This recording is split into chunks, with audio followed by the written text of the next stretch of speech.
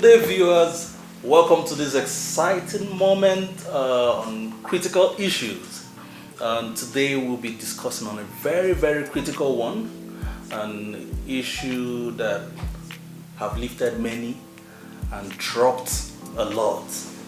And to deal with this issue with me is, I don't know why I'm laughing. I'm trying to introduce my friend. Very wonderful friend, and getting her on this show was kind of difficult, but thank God we have her on the show. And she's a very wonderful person, very wonderful personality, and we'll be diving into this issue together with me. Please welcome my guest, Thelma. Hi everybody, welcome to the show, and don't listen to him, he's that's a little bit overhyped, but okay. Thank you. How are you doing today? Good. Actually, talking about overhyped, that's exactly what we are talking about. We are talking about the social media, the effect of social media in relationship. You know, that's where you see fakeness, overhypeness. That's where you experience all that, you know, and it's been troubling. It's been troubling that this aspect of life that was created to make things easier for us automatically is killing many, killing our relationships, killing relationship between fathers, sons, wives, husbands, boyfriends, girlfriends. Like, it's messing the whole thing up. Before I talk to my guest, I want to share this little story. Like, I don't even know how to share this story so the people involved will not start shaking their bodies when they watch this video. But a friend of mine took his girlfriend, let me not push them to marriage because they were already talking marriage, girlfriend to one of the big supermarkets in town, and you know, she was on her phone while they were going around the whole place. She was pressing her phone instead of picking or buying what they came to. The guy was trying to communicate with her. Her mind was solely on the phone, to the point that the guy left her there, went to the car, sat down in the car, hoping that when she comes back to her senses, she will call to know where are you. He waited and waited. Went back to the plaza and saw her leaning on one of the pillars. Yes, pillars there, still pressing her phone. Interesting. And that was how the relationship ended. And this story and many negative stories about social media. And that's why we brought it up to discuss it. The effects, how can we deal with these things? How did we get to this point? How did we get to a point where we can no longer live our lives on our own or do things the way we used to do it? How did we get to this point? Well, if you ask me, first of all, like I always like to say, I'm an advocate for healthy relationships, and when I say healthy relationship, it's not social media relationship. I mean communicating, because I'm a very big advocate for communicate, talk to each other. And this social media thing is really an issue. We don't see it as one. It's not a big deal. It's my phone, and but it's really creating issues for people. For example, now when you are even talking about the boyfriend and girlfriend, you are not talking about normal friends. Just I've seen a situation where I do a little bit of peer educating, and I walked into a room and I stood for like 5 minutes, and the people I'm supposed to talk to, okay, they are youths, they are teenagers, we understand the hype, they are growing up in the social media age, so it's understandable. But it got to a point, I stood there for like 5 minutes, and they didn't even know I was there. So my concern was not even because they didn't notice me. My problem was, how is it that you are all friends? And I'm sure when you left home, you told your parents, you were, I'm going to my friend's house. The interaction that is supposed to take place between friends is actually happening on the phone. So I'm like, who is on the phone that is more important to you than your friends that are sitting with you right here? Yeah. So you have about 5 of you, and all of you are on your phones like zombies. Everybody's like this. Nobody's talking to each other. I'm like, so at the end of the day, you like, what happened? Like, okay, oh, we have a study group. We are going to go and study, and you come together. All of them are on their phone. So what did you study? You should have just sat at home and you know. So social media, everything like everything has the good and the bad side, the advantage and disadvantage. And for social media, it's when it comes to relationship, we can never ever overemphasize how much effect, negative effect actually that social media has on relationships. It could be, but let's narrow it down to even the boyfriend and girlfriend relationship between, you know. Now, this is the surprising thing. It's okay because people have met on social media and they are happy. But my question is, when you eventually meet on that social media, now that you've met physically, what is still on the phone? You know, then let's not even talk about that one. Let's talk about people literally living their lives on social media. I've seen the side effect is so. I've seen somebody who I saw a story somewhere where a teenager, just a kid, killed himself because he didn't get enough likes or comments on his Facebook page. So it's so really bad that a girl will look at this thing. Oh, look at how these people are living their life. They are so happy and everything, and in reality they are not. That's the fitness. Good. They put it out there, and guess what? You are just managing your relationship here. Like, you know, on the low, everything is okay and good. And the next thing, your girl or your boyfriend just say that, so this person that is doing this thing, do they have 2 hairs? And this one, look at how these people are living their life. Look at how this one is treating this thing. How come you don't do things like that? Not knowing what the reality is. Yes. So social media has painted pictures for people that unrealistic pictures. It has painted this very unbelievable picture of perfection that everybody is trying to get, when in reality it's not the case. Yes, and in reality you can't wear filters. No, you can't wear filters. You can't put on filters on real life. Oh my God! You see, I told somebody that before you comment somebody, oh look how this person, before you ask anybody for their skincare routine and their, you know, please make sure you see them in real life without their wigs. They should carry their Afro kit like I'm carrying it right now, without the makeup on, without the filters. And then let's see, after that, when you see their real skin, then you can ask for their skincare routine. Until then, I'm asking nobody for skincare routine or for whatever. No. They will meet one-on-one. No. Even the guys have applications that can give them 6 packs right now. They do? Of course. Oh my God. You can fix beards. Yeah. No, I know about the beards and the wigs.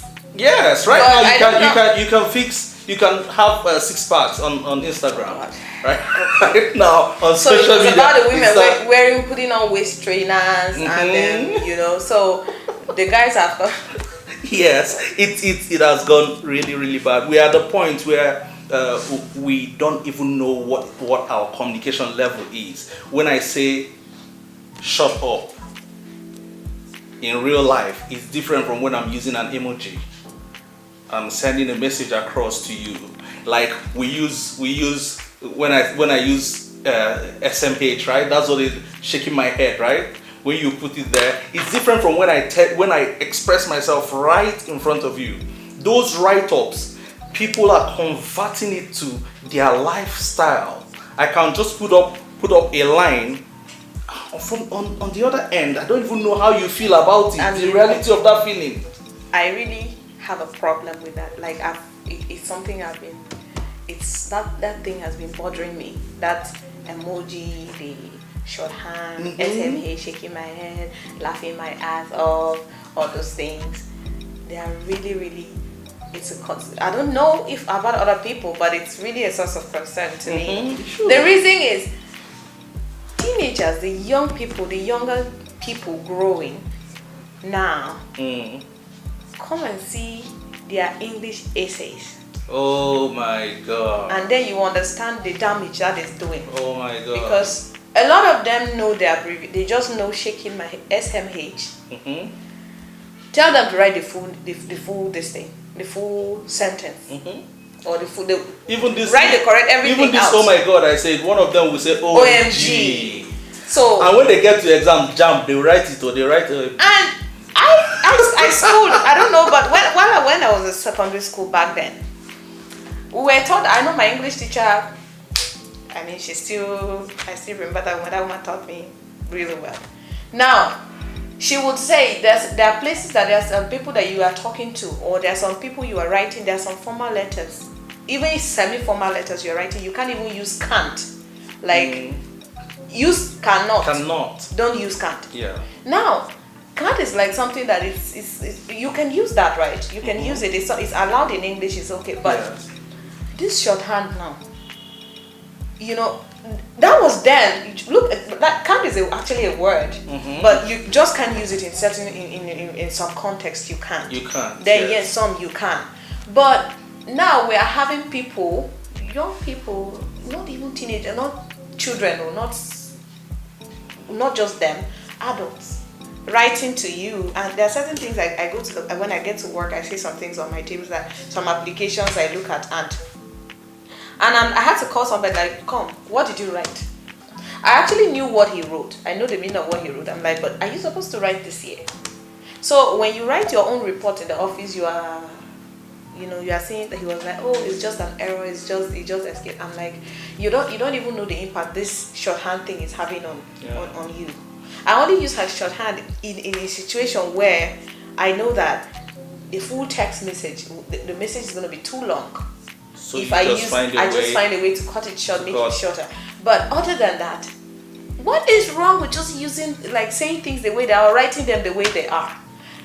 If you're talking to your friends, oh, the shorthand is okay, but you should know when to stop. Because not to apply it. At the point we just get used to. We don't even know what the real word is. Yes, and we don't even know what the real thing is. We just know only the shorthand. Yes, that takes me to the second point, because for social media to become a challenge, something went wrong somewhere. And I think the addiction, social media would have been one of the very wonderful innovations to make life easier for us. But that addiction where you want to go to bed, the last thing you do before going to bed is to lie down on your bed and take a picture, and then you write, going to bed now. And then you wake up in the morning, the first thing you do is you take a picture, put up on the gram, just woke up. Now it becomes a lifestyle for you. I think that's where the challenge is, the addiction.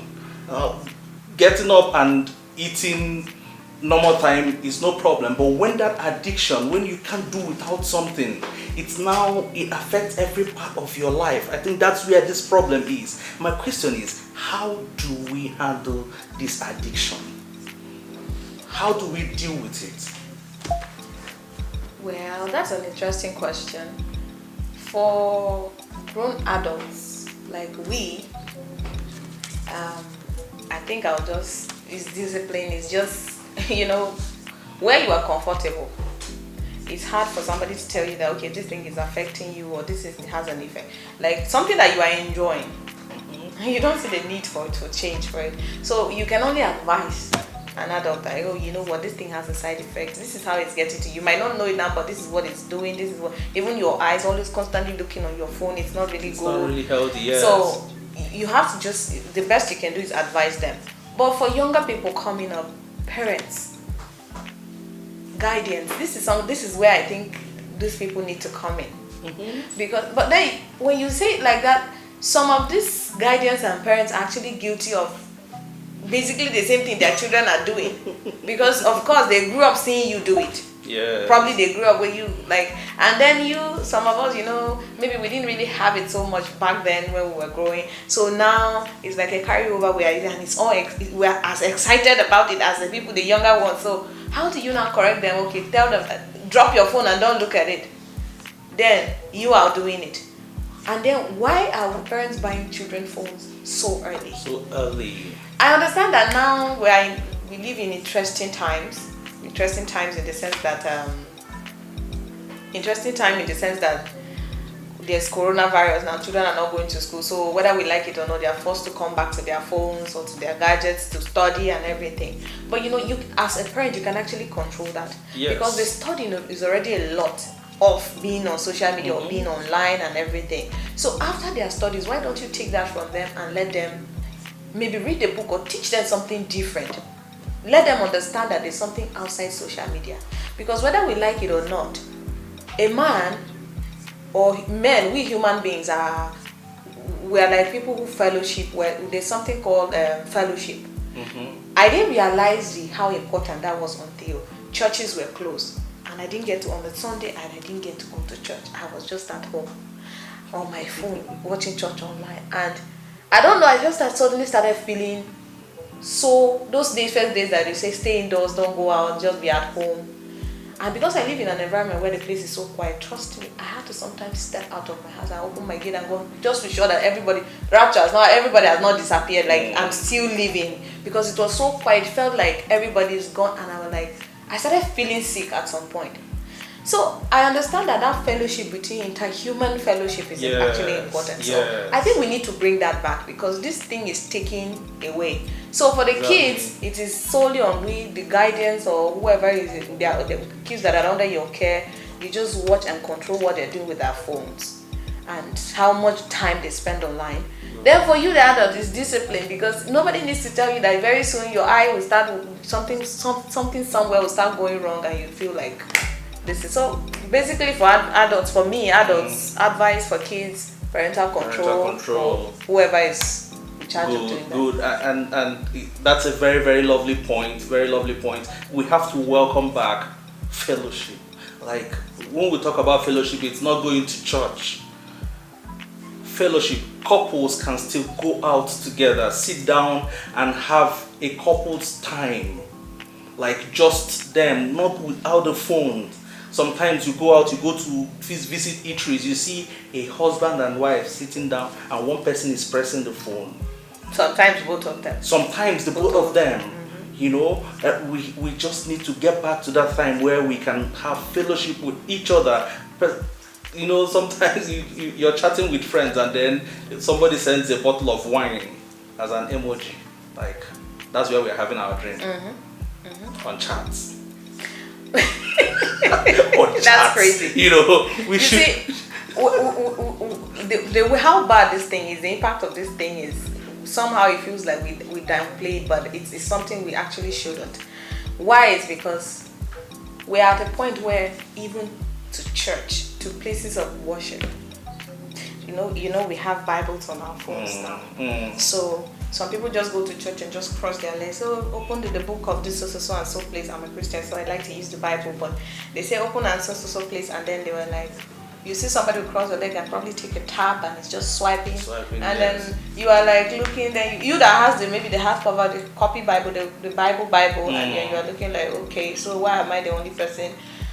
And I'm like, I don't know. I just feel there's something about, you went to church, carry your Bible. There's something about that book. So when you have it on your phone and it's so easy, and you are, and they're talking, and sometimes you're not even listening. I mean, it's easy and it's fast, but trust me, there's no way that you want to look at your phone, maybe it's a Bible you want to open, but a message pops in. The temptation to go and look at that message is there. So you even lose concentration. But if you're looking in your Bible, looking at the book, like, okay, whether the message came in or not, the phone is in your bag, you don't even know, or whatever is in your device is in your bag, you don't know. Yes. But that is how far we've gone, that we are losing concentration in a lot of things. I've been in meetings with people that once their message pop up on their phone, their reaction, they are so distracted from everything. So it's really, really bad. It's really, really bad. Thank you. Like, let me just say this. Nobody is saying the social media is bad. But what we are saying is, let's have some control. Let's create time for each other. Let's try to know what look at my face. I tell you my mind. You tell me your mind. Not always via text keep the and phones all that. Aside Let's for keep a second the phones and aside. communicate. Yeah. Thank you for spending this time with us. Please follow us on all our social media handles for more critical issues. And Thelma, please, what's your last word for our audience? Well, what will I say that haven't been said already? Well, let's take out some time. Let's take some time away from our phones and just communicate with each other. Like, I mean, yeah, I know this is on social media. This is going to be on social media, but there's something about sitting down and having this conversation we're having right now, and just for some, even if it's just for some minutes, our phones are not there. Let's take some time, because somehow everything that has an advantage has a disadvantage. Social media, trust me, has a lot of advantages, but it looks like as our interhuman relationship, it seems like it's taking a toll on us. So we just need to, for a second or for a minute, just take some time off from our social media, from our phones and devices, and just have interhuman relationship and communications. Thank you very much. Thank you. Please, on the comment section, push up some more critical issues that we can discuss on this show. We're bringing other people to join us on this shows. Thank you. Bye.